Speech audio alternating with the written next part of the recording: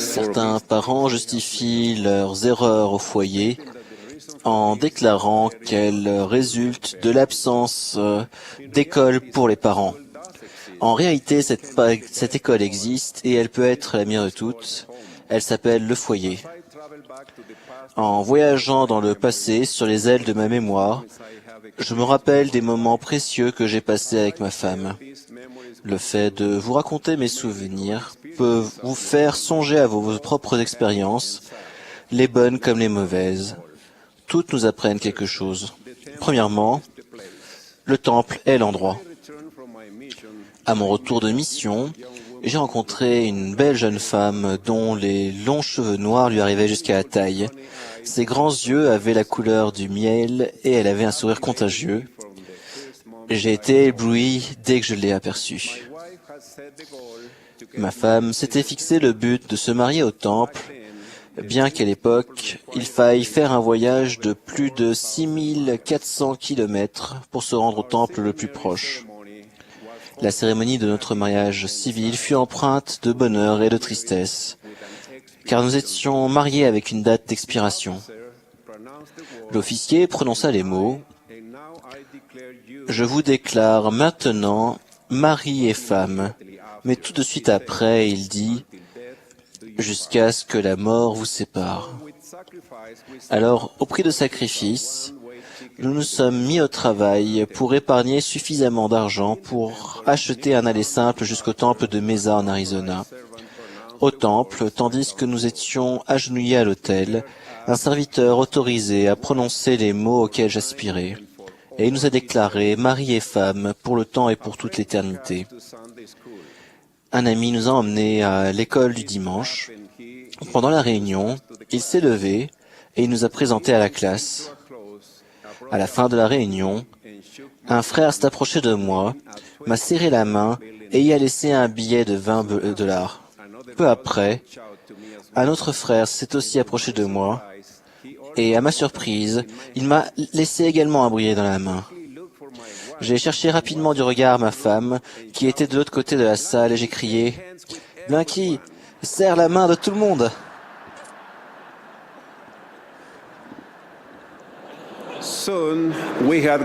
Nous avons bientôt réuni assez d'argent pour rentrer au Guatemala. Il y a dans la gloire céleste 3 cieux ou degrés. Pour obtenir le plus haut, l'homme doit entrer dans cet ordre de la prêtrise. Deuxièmement, une des devises de ma femme est « Il faut être 2 pour se disputer, et je ne serai jamais l'autre ». Le Seigneur a décrit clairement les vertus qui doivent guider nos relations avec les autres. Il s'agit de la persuasion, de la longanimité, de la gentillesse, de la douceur et de l'amour sincère. Les sévices physiques au sein de la famille sont une pratique qui disparaît peu à peu de certaines sociétés et nous nous en réjouissons. Cependant, il y a encore beaucoup de chemin à faire avant d'éliminer les sévices émotionnels. Le tort causé par cette forme de sévice nous reste en mémoire. Cela blesse notre personnalité, cela sème la haine en notre cœur, cela détruit notre estime de nous-mêmes et nous remplit de crainte. Participer à la cérémonie du mariage céleste n'est pas suffisant. Nous devons également mener une vie céleste. Troisièmement, un enfant qui chante est un enfant heureux. C'est une autre devise que ma femme cite fréquemment. Le Sauveur comprenait l'importance de la musique sacrée. Les Écritures relatent, après avoir chanté les cantiques, ils se rendirent à la montagne des Oliviers. Et par intermédiaire de Joseph, le prophète, il a dit « Car mon âme met ses délices dans le chant du cœur. Oui, le chant des justes est une prière pour moi, et il sera exaucé par une bénédiction sur leur tête. » Comme il est touchant d'écouter le chant d'un petit enfant à qui ses parents ont appris à chanter « Je suis enfant de Dieu ». Quatrièmement, j'ai besoin que tu me serres dans tes bras. Les mots « je t'aime »,« merci beaucoup » et « pardonne-moi » sont comme un baume pour l'âme.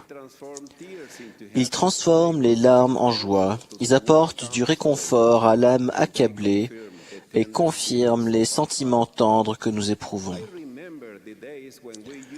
Je me souviens de l'époque où nous envoyions des lettres par la poste, ou ramassions quelques pièces pour téléphoner à nos proches d'une cabine téléphonique, ou dessinions et écrivions des poèmes d'amour sur du papier ordinaire. Aujourd'hui, tout cela semble appartenir à un musée. La technologie de notre époque nous permet de réaliser des merveilles. Comme il est facile d'envoyer des SMS d'amour et de gratitude. Les jeunes le font tout le temps. Je me demande si ces pratiques et d'autres aussi belles continuent une fois que nous avons fondé notre foyer. Un des messages textes que ma femme m'a envoyé récemment dit « Une étreinte comme le ciel, un baiser comme le ciel et une soirée comme la lune. Bonne journée, je t'aime. » Je ne peux m'empêcher de me sentir au ciel quand je reçois un message comme celui-là. Notre Père Céleste est l'exemple parfait de la manière d'exprimer son amour. Lorsqu'il a présenté son Fils, il a utilisé les mots « Celui-ci est mon Fils bien-aimé en qui je me complais ». Cinquièmement, j'aime le livre de Mormon et mon Sauveur Jésus-Christ. Je suis très touché lorsque je vois ma femme lire le livre de Mormon tous les jours. Quand elle le fait, je peux ressentir son témoignage simplement en regardant la joie qui se reflète sur son visage tandis qu'elle lit les passages qui témoignent de la mission du Sauveur. Comme les paroles de notre Sauveur sont sages, sont des Écritures parce que vous pensez avoir en elles la vie éternelle. Ce sont elles qui rendent témoignage de moi. Inspiré par cela, j'ai dit à ma petite fille Raquel, qui venait d'apprendre récemment à lire, « Que dirais-tu de te fixer pour objectif de lire le livre de Mormon ?» Elle m'a répondu, « Mais grand-père, c'est difficile. C'est un gros livre. » Alors je lui ai demandé de me lire une page. J'ai pris un chronomètre et je le chronométrai. J'ai dit, « Il ne t'a fallu que 3 minutes et la version en espagnol du livre de Mormon a 642 pages. Alors il te faudra 1926 minutes. » Cela aurait pu l'effrayer encore plus. Alors j'ai divisé ce nombre par 60 minutes et je lui ai dit qu'il ne faudrait que 32 heures pour le lire en moins d'un jour et demi. Alors elle m'a dit, « C'est si facile, grand-père. » Finalement, Raquel, son frère Esteban et nos autres petits-enfants ont mis plus de temps parce qu'il faut lire ce livre dans un esprit de prière et de méditation. Avec le temps, et si nous apprenons à faire nos délices des Écritures, nous nous exclamerons avec le psalmiste, « Que tes paroles sont douces à mon palais, plus que le miel à ma bouche. » Sixièmement, il n'est pas suffisant de connaître les Écritures, nous devons les appliquer.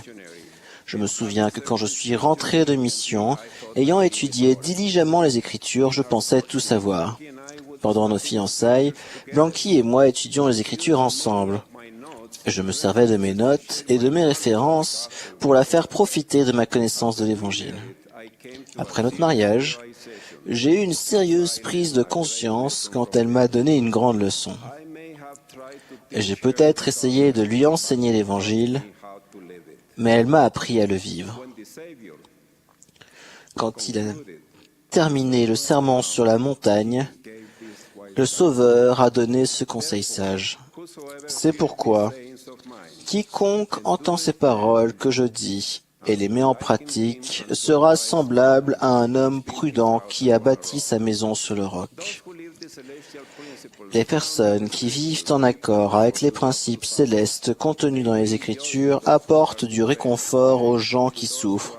Elles procurent de la joie à ceux qui sont déprimés une direction à ceux qui sont perdus, de la paix à ceux qui sont dans la détresse, et elles sont un guide sûr pour ceux qui recherchent la vérité. En résumé, le temple est l'endroit. 2. Il faut être 2 pour se disputer, et je ne serai jamais l'un de ceux-là. 3. Un enfant qui chante est un enfant heureux. 4. J'ai besoin que tu me serres dans les bras. 5. J'aime le livre de Mormon et mon Sauveur Jésus-Christ. 6. Il n'est pas suffisant de connaître les Écritures, il faut les appliquer.